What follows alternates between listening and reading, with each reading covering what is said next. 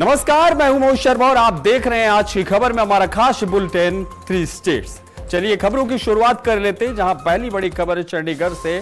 हरियाणा महिला आयोग की अध्यक्ष रेणु भाटिया ने अपने पद से इस्तीफा दे दिया है। रेणु भाटिया ने मुख्यमंत्री नायब सिंह सैनी को अपनी इस्तीफा भेज दिया है। हालांकि उन्होंने इस्तीफा देने की वजह नहीं लिखी। हालांकि इस घटनाक्रम के पीछे बीते दिनों कुरुक्षेत्र के एलएनजेपी सरकारी अस्पताल में हुआ विवाद बताया जा रहा था, जहां की नर्सें लगातार रेणु भाटिया के इस्तीफे की मांग कर रही थी।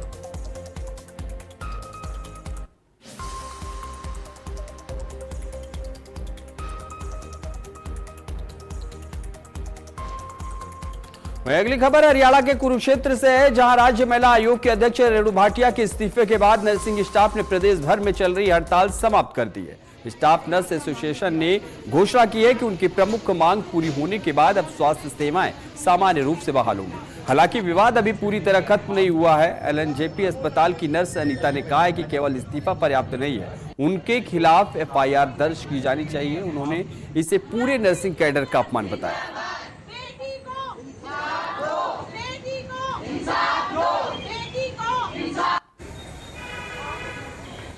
जो बेशक हमारे रेणु मैडम ने इस्तीफा हमारे हरियाणा गवर्नमेंट से धन्यवाद करते हैं, माननीय मुख्यमंत्री जी का धन्यवाद करते हैं, उन्होंने इस्तीफा दिया है। लेकिन ये आगे की लड़ाई का ये है, जो हमारे मान सम्मान तो अभी भी वहीं अटका हुआ है। हमारे मान सम्मान को जो ठेस पहुंची है, जो हमारे चरित्र पर उंगली उठाई गई है कि हम डॉक्टर से हमारी इन्वॉल्वमेंट है, कि इस तरह से तो हमारा मान सम्मान तो अभी हमारा वहीं का वहीं है।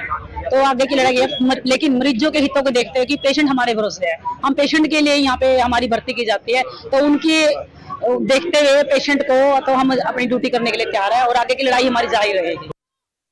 एसोसिएशन द्वारा ये फैसला लिया गया है कि हम ये मरीजों के हित को देखते हुए इस लड़ाई को यहीं खत्म करते हैं। लेकिन मानहानि जो उन्होंने हमारे लिए बोला है, हमारे लिए अपशब्द बोले हैं और असंवैधानिक भाषा का प्रयोग किया है, उसके विरुद्ध हमारी जंग जारी रहेगी। आज हम उनके खिलाफ एफआईआर दर्ज करवाएंगे। इसके बाद हमारा स्टेट यूनियन का फैसला है वो मानहानि का दावा किया जाएगा। तो आगे की करा रहे हैं या पूरे हरियाणा में करेंगे? नहीं, कुरुक्षेत्र में जारी है। खबर हरियाणा की यमुनानगर से, जहां भाजपा के वरिष्ठ नेता और पूर्व मंत्री कंवरपाल गुर्जर ने प्रधानमंत्री नरेंद्र मोदी के नेतृत्व वाली सरकार के 12 वर्षों की उपलब्धियां गिनाई। उन्होंने कहा कि इस अवधि के देश ने विकास, सुरक्षा, आधारभूत ढांचे और वैश्विक प्रतिष्ठा के क्षेत्र में उल्लेखनीय प्रगति की है। कंवरपाल गुर्जर ने कहा कि भारत की सैन्य शक्ति पहले से अधिक मजबूत हुई है और देश आत्मविश्वास के साथ आगे बढ़ रहा है। उन्होंने ऑपरेशन सिंदूर को भारत की बड़ी उपलब्धि बताते हुए वैश्विक स्तर पर सराहनीय बताया।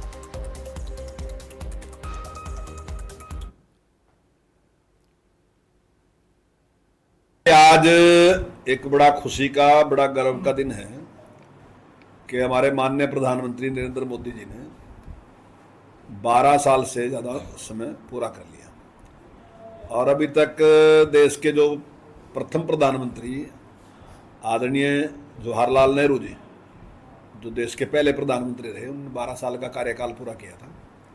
और उसके बाद नरेंद्र मोदी जी दूसरे ऐसे प्रधानमंत्री हैं और इस मामले में पहले प्रधानमंत्री है जिन्होंने उस रिकॉर्ड को तोड़ के उससे ज़्यादा समय पूरा कर लिया। और जिस प्रकार से उनके देख रेख में देश ने तरक्की की, हर फील्ड में तरक्की की, किसी एक फील्ड में नहीं, हर फील्ड में उन्होंने तरक्की की। अगर गरीब आदमी की बात देखोगे तो चाहे शौचालय बनाने की बात है, चाहे आयुष्मान देने की बात है, चाहे प्रधानमंत्री आवास योजना की बात है, चाहे जनधन योजना की बात है, चाहे उज्ज्वला योजना की बात है, चाहे विद्युत पूर्ति की बात है, यानी कि हर चीज़ में बहुत बड़ी प्रगति देश ने की है। आज 50 करोड़ से भी ज़्यादा लोगों के बैंक अकाउंट हैं और उसकी वजह से जितना लाभ गरीब आदमी को हुआ तो वो अपने आप में एक बेमिसाल है। खबर पंजाब के नंगल से है, जहां ब्रह्मपुर के पास श्री आनंदपुर साहिब हाइडल नहर में पानी ओवरफ्लो होकर साइफन के ऊपर से बहने लगा, जिसके वीडियो सोशल मीडिया पर तेजी से वायरल हुए। इस घटना से आसपास के ग्रामीण इलाकों में दहशत का माहौल बन गया। मामला अधिकारियों और पंजाब के शिक्षा मंत्री हरजोत सिंह बैंस के संज्ञान में आने के बाद नहर में पानी का बहाव कम किया गया। आज स्थिति सामान्य हो चुकी है और पानी साइफन के नीचे से गुजर रहा है। प्रारंभिक जांच में साइफन में प्लास्टिक कचरा फंसने को कारण बताया जा रहा है।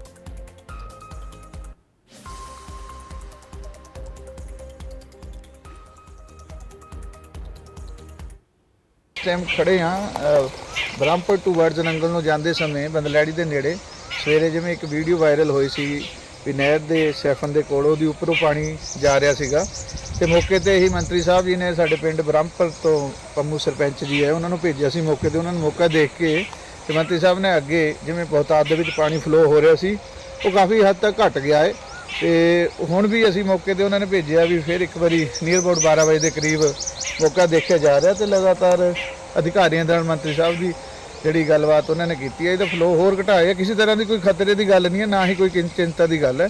ਸੋ ਆਪ ਸਭ ਇਲਾਕਾ ਨਿਵਾਸੀਆਂ ਨੂੰ ਇਹ ਬੇਨਤੀ ਹੈ ਵੀ ਕਿਸੇ ਤਰ੍ਹਾਂ ਦੀ ਕੋਈ पैनिक ਜਾਂ डरने की लोड़ नहीं है।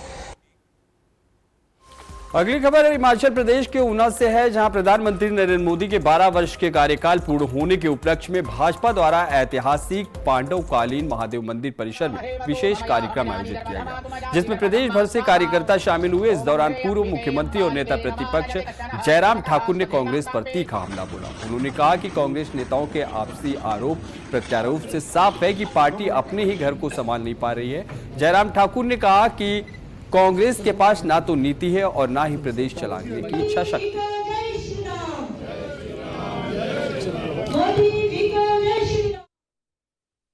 और इस बात को लेकर के जो मुख्यमंत्री भारतीय जनता पार्टी पर बार बार टिप्पणी करते थे, हम बार बार कहते थे कि अपना घर देखिए, अपना घर संभालिए, परिवार संभालिए।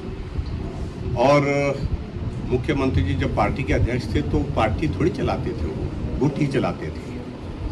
आज भी हिमाचल प्रदेश में सरकार बनी है तो सरकार थोड़ी चला रहे हैं, गुट ही चला रहे हैं। तो इसलिए कांग्रेस के वरिष्ठ नेता लगातार उनके खिलाफ बोले हैं, सरकार के खिलाफ बोले हैं, उनके काम करने के तरीके पर बोले हैं। अब कांग्रेस पार्टी के एक और नेता जो वाइस प्रेसिडेंट थे उन्होंने बड़ा तीखे शब्दों में अपनी बात कही है।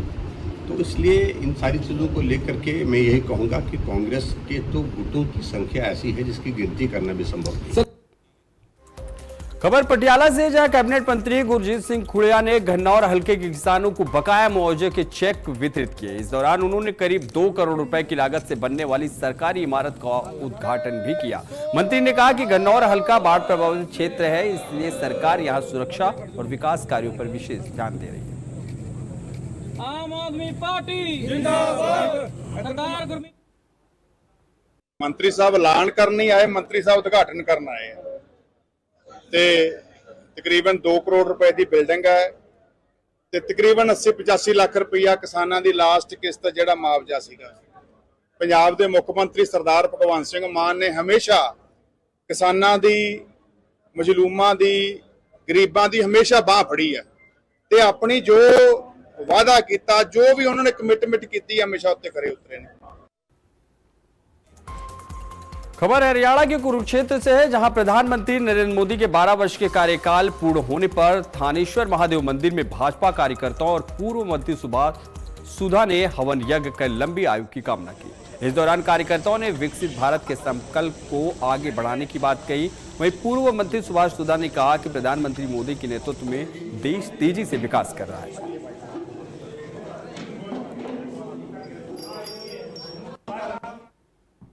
की है आज देश के यशस्वी प्रधानमंत्री नरेंद्र मोदी जी के मैं कहूँगा 12 वर्ष के जो उनका उन्होंने जो अपना प्रधानमंत्री बने हैं पूरे किए हैं। और उनके लिए आज मैं कहूँगा किस प्रकार से देश के सबसे ज्यादा दिन रहने वाले प्रधानमंत्री हैं। इससे पहले जवाहरलाल नेहरू उनका 4398 दिन रहे थे, लेकिन आज के देश के प्रधानमंत्री 4399 दिन ऊपर है। लगातार मैं कहूँगा देश के प्रधानमंत्री आज हमने कामना की है लगातार देश की सेवा करें, जिस प्रकार से उन्होंने सबसे ज्यादा समय तक प्रधानमंत्री रहे और आगे भी हम कामना करते हैं इसी प्रकार से वो कार्य करते हैं। वहीं पंजाब के नंगल शहर को अब एक नई पहचान देने की तैयारी तेज हो गई। शिक्षा मंत्री एडवोकेट हरजोत सिंह बैस ने बड़ा ऐलान किया। उन्होंने कहा है कि नंगल को एक पर्यटन नगरी के रूप में विकसित किया जाएगा। शहर के विकास के लिए करीब 25 करोड़ रुपए के टेंडर जारी किए जा चुके हैं। आने वाले समय में नंगल में नई स्ट्रीट लाइट, बेहतर सड़कें और आधुनिक सुविधाएं नजर आएगी।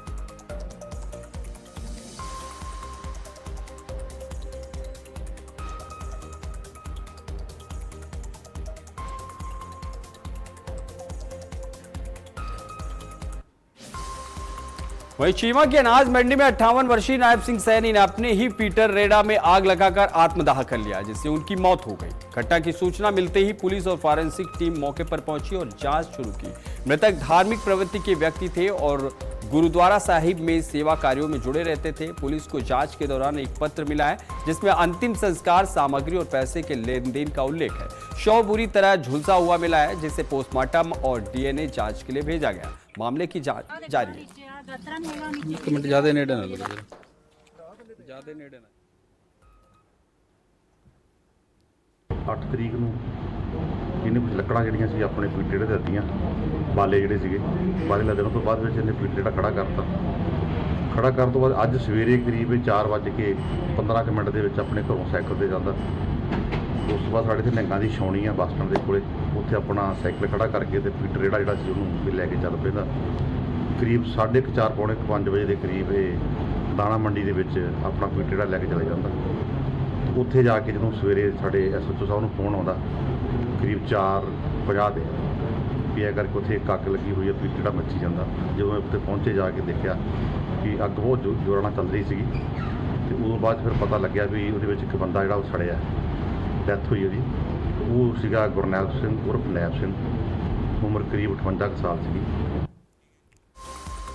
वहीं हिमाचल प्रदेश के ऊना से बड़ी राजनीतिक खबर सामने आ रही है, जहां ऊना में भाजपा की प्रदेश कार्य समिति की बैठक और अभ्यास सत्र की शुरुआत हो चुकी। कार्यक्रम की शुरुआत कोटला कला स्थित प्राचीन महादेव मंदिर में पूजा अर्चना और हवन के साथ की गई।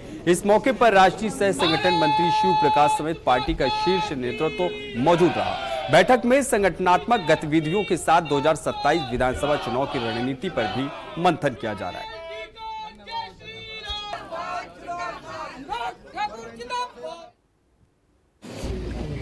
देश के अंदर 2014 में सत्ता परिवर्तन हुआ था और भारतीय जनता पार्टी की सरकार आदरणीय नरेंद्र मोदी जी के नेतृत्व में बहुमत के साथ पहली बार भारतीय जनता पार्टी अकेले सत्ता के अंदर आई थी और उसके बाद दूसरी बार गवर्नमेंट बनी, फिर तीसरी बार गवर्नमेंट चल रही है।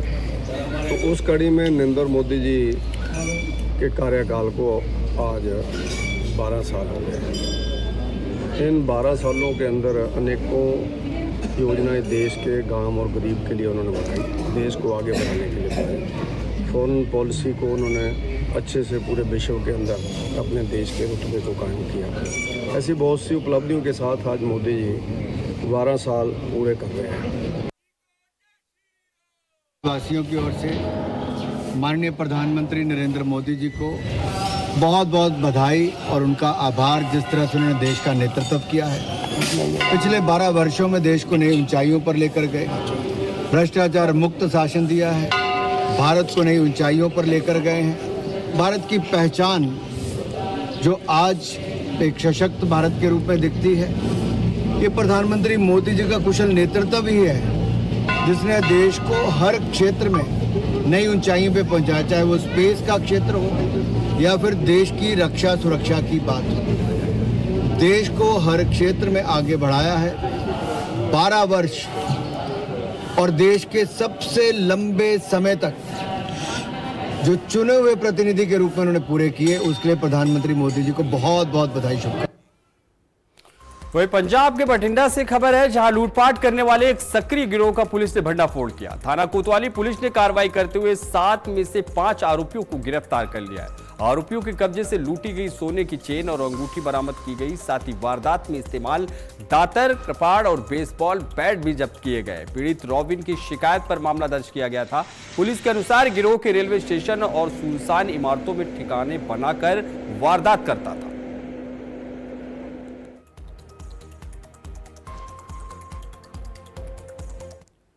जी मैं दसना चाहूँगा 7 ਤੇ 8 ਦੀ ਦਰਮਿਆਨੀ ਰਾਤ ਨੂੰ ਇੱਕ ਰੋਬਿਨ ਨਾਮ ਦੇ ਲੜਕੇ ਜੋ ਕਿ ਅਗਰਵਾਲ ਕਲੋਨੀ ਦਾ ਰਹਿਣ ਵਾਲਾ, ਉਹ ਆਪਣਾ ਰੇਲਵੇ ਸਟੇਸ਼ਨ ਤੇ ਕੋਈ ਸਮਾਨ ਲੈਣ ਆਇਆ ਸੀ ਔਰ ਰਾਤ ਨੂੰ ਹੀ ਕੁਝ ਲੜਕੇ ਇਹਨੂੰ ਗੱਲਾਂ ਵਿੱਚ ਲਾ ਕੇ ਜੋ ਪਰਲ ਵਾਲੀ ਬਿਲਡਿੰਗ ਆ ਉੱਥੇ ਲੈ ਗਏ।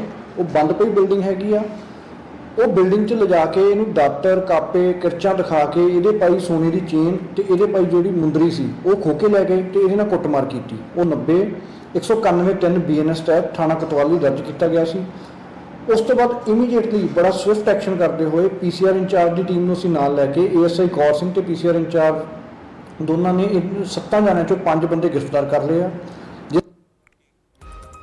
खबर पंजाब के जीरकपुर से, जहां खुद को सीआईए स्टाफ का कर्मचारी बताकर एक ज्वेलर का अपहरण कर 10 लाख रुपए की फिरौती मांगने वाले गिरोह का पुलिस ने पर्दाफाश किया। इस मामले में पुलिस ने 3 आरोपियों को गिरफ्तार कर लिया है, जबकि 2 आरोपी फरार हैं। आरोपियों ने एमजी ज्वेलर्स के मालिक गौरव गोयल को झूठे केस में फंसाने की धमकी देकर स्कॉर्पियो गाड़ी में अगवा किया और दबाव बनाकर 5 लाख रुपए वसूले। पुलिस ने आरोपियों से 2 स्कॉर्पियो और नकदी बरामद की है। फिलहाल फरार आरोपियों की तलाश जारी है।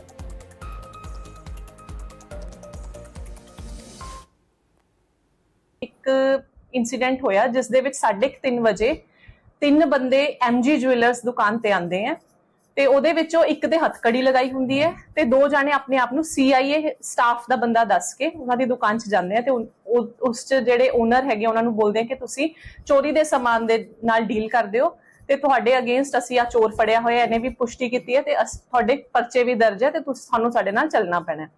ਤੇ ਉਹ ਡਰ ਦੇ ਕਰਕੇ ਉਹ ਬੰਦੇ ਨੂੰ ਨਾਲ ਲੈ ਗਏ।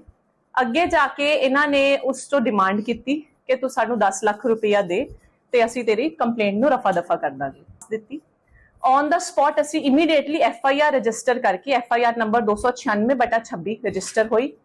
ਸਾਰਾ ਇਹਨਾਂ ਨੇ ਇਮੀਡੀਏਟਲੀ ਐਕਟ ਕੀਤਾ। Within 24 hours, less than 24 hours ਦੇ ਵਿੱਚ ਇਹਨਾਂ ਨੇ ਜਿਹੜੇ 2 ਅਕਿਊਜ਼ਡ ਆਏ ਸੀਗੇ ਉਹਨਾਂ ਨੂੰ ਅਰੈਸਟ ਕੀਤਾ ਹੈ।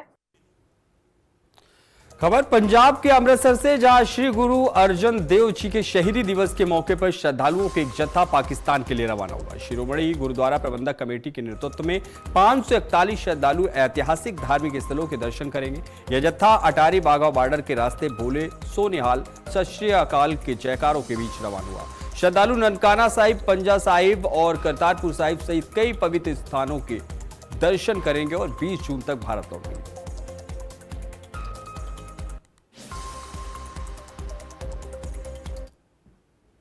ਗੁਰੂ ਅਰਜਨ ਦੇਵ ਜੀ ਦੇ ਸ਼ਹੀਦੀ ਸਮਾਗਮ ਮਨਾਉਣ ਲਈ ਪਾਕਿਸਤਾਨ ਜਾ ਰਿਹਾ। ਪਾਕਿਸਤਾਨ ਵਿੱਚ ਜਿੱਥੇ ਅਸੀਂ ਨਨਕਾਣਾ ਸਾਹਿਬ, ਪੰਜਾ ਸਾਹਿਬ, ਰੋੜੀ ਸਾਹਿਬ, ਸੱਚਾ ਸੌਦਾ, ਕਰਤਾਰਪੁਰ ਸਾਹਿਬ ਦੇ ਦਰਸ਼ਨ ਕਰਾਂਗੇ। ਉੱਥੇ ਗੁਰਦੁਆਰਾ ਡੇਰਾ ਸਾਹਿਬ ਵਿਖੇ ਜਿੱਥੇ ਮਹਾਰਾਜ ਦੀ ਸ਼ਹੀਦੀ ਹੋਈ 18 ਤਰੀਕ ਨੂੰ ਅਸੀਂ ਉਹਨਾਂ ਦੇ ਸ਼ਹੀਦੀ ਸਮਾਗਮ ਮਨਾ ਕੇ ਵਾਪਸ ਭਾਰਤ ਆਵਾਂਗੇ। ਇਹ ਜਥਾ ਇਸ ਤੋਂ ਪਹਿਲਾਂ 2012 ਚ ਗਿਆ ਸੀ, 15 ਚ ਉੱਥੇ ਡੈਲੀਗੇਸ਼ਨ ਗਿਆ। ਸਾਡੀਆਂ ਜਿਹੜੀਆਂ ਤਰੀਕਾਂ ਸ਼ਹੀਦੀ ਸਮਾਗਮ ਦੀਆਂ ਉਹਨਾਂ ਨਾਲ ਮੇਲ ਨਹੀਂ। ਹੁਣ ਇਹ ਤਕਰੀਬਨ 14 ਸਾਲਾਂ ਬਾਅਦ ਜਾ ਰਿਹਾ। ਦੇਖੋ ਜੀ, ਸਦੀਆਂ ਦੀ ਜਿਵੇਂ ਕਹਿ ਲਈਏ ਇਹ ਤਮੰਨਾ ਸੀਗੀ। ਇਹ ਜਿਹੜੀ ਅਰਦਾਸ ਦੇ ਵਿੱਚ ਵੀ ਅਸੀਂ ਸਵੇਰੇ ਪੜ੍ਹਦੇ ਆ, ਸ੍ਰੀ ਨਨਕਾਣਾ ਸਾਹਿਬ ਹੋਰ ਗੁਰਧਾਮਾਂ ਦੇ ਖਾਲਸਾ ਜੀ ਦੇ ਦਰਸ਼ਨ ਦਿਦਾਰੇ ਬਖਸ਼ੋ, ਉਹ ਸ਼ਾਇਦ ਅੱਜ ਪੂਰੀ ਹੋਣ ਜਾ ਰਹੀ। ਸਾਡੀ ਦਰਸ਼ਨ ਦਿਦਾਰੇ ਕਰਨ ਜਾ ਰਹੇ ਆ ਗੁਰੂ ਅਰਜਨ ਦੇਵ ਪਾਤਸ਼ਾਹ ਜੀ ਦੇ ਸ਼ਹੀਦੀ ਦਿਹਾੜੇ ਤੇ ਲਾਹੌਰ ਦੀ ਇਹ ਸਾਡੀ 16 ਤਰੀਕ ਦੀ ਜਿਹੜੀ ਉੱਥੇ ਦੀਵਾਨ ਹੈ, ਸ਼ਹੀਦੀ ਦਿਹਾੜਾ ਮਨਾਇਆ ਜਾ ਰਿਹਾ ਲਾਹੌਰ ਡੇਰਾ ਸਾਹਿਬ ਵਿਖੇ, ਉਹਦੇ ਵਾਸਤੇ ਜਾ ਰਹੇ ਆ। ਲੇਕਿਨ ਸਾਡਾ ਕੱਲ ਨੂੰ ਪਹਿਲਾ ਪੜਾਅ ਜਿਹੜਾ ਹੈਗਾ ਅੱਜ ਸ਼ਾਮ ਨੂੰ ਸ੍ਰੀ ਨਨਕਾਣਾ ਸਾਹਿਬ ਸਿੱਧਾ ਪਹੁੰਚ ਰਹੇ ਆ।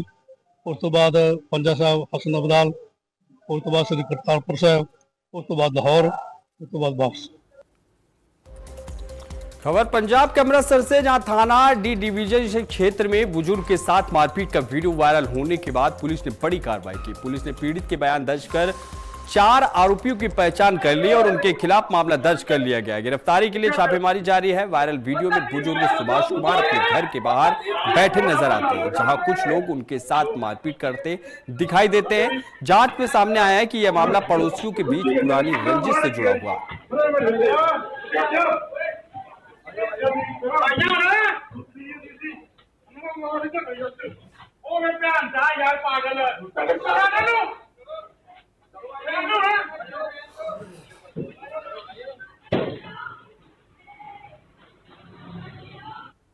ਮੈਂ ਇੰਸਪੈਕਟਰ ਲਵਪ੍ਰੀਤ ਸਿੰਘ ਅੰਮ੍ਰਿਤਸਰ ਸਿਟੀ ਵਿੱਚ ਤੈਨਾਤ ਹਾਂ।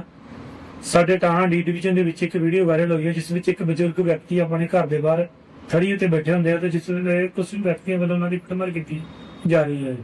ਜੋ ਇਸ ਵੀਡੀਓ ਨੂੰ ਤਸਦੀਕ ਕਰਕੇ ਜੋ ਵੀਡੀਓ ਵਿੱਚ ਬਜ਼ੁਰਗ ਵਿਅਕਤੀ ਜਿਨ੍ਹਾਂ ਦਾ ਨਾਮ ਸੁਭਾਸ਼ ਕੁਮਾਰ ਜੀ ਹੈ, ਉਹਨਾਂ ਨੂੰ ਬੁਲਾ ਕੇ ਅਸੀਂ ਉਹਨਾਂ ਦੇ ਬਿਆਨ ਲਿਖੇ ਆ।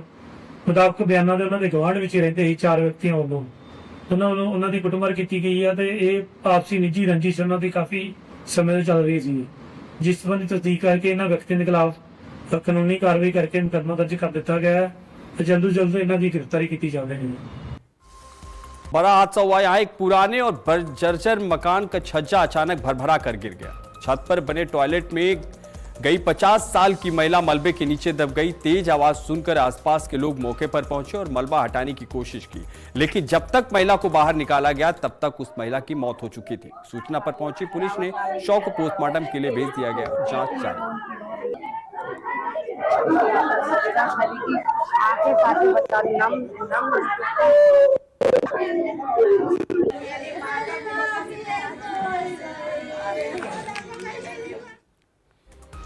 अगली खबर हरियाणा से है, जहां सिरसा में सनसनीखेज वारदात सामने आई है, जहां एक युवक की कथित तौर पर चाकुओं से हमला कर हत्या कर दिया गया। मृतक की पहचान संदीप के रूप में हुई है। गंभीर हालत में उसे अस्पताल ले जाया गया, जहां उपचार के दौरान उसकी मौत हो गई। प्रारंभिक जानकारी के अनुसार मामला प्रेम प्रसंग से जुड़ा बताया जा रहा है।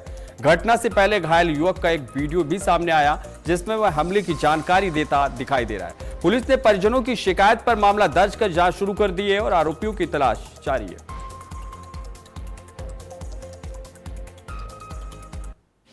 ये संजय कॉलोनी एकता नगर का रहने वाला लड़का, अपने पढ़ा लिखा लड़का है, अपनी जॉब करता था, प्राइवेट जॉब। किसी लड़की, ऐसा परिवार का कहना है कि हमारे वाल्मीकि समाज की एक गुड़िया थी जो इनका आपसी 2-3 साल से बातचीत चल रही थी, लेकिन परिवार को भी पता था सारी बातों का।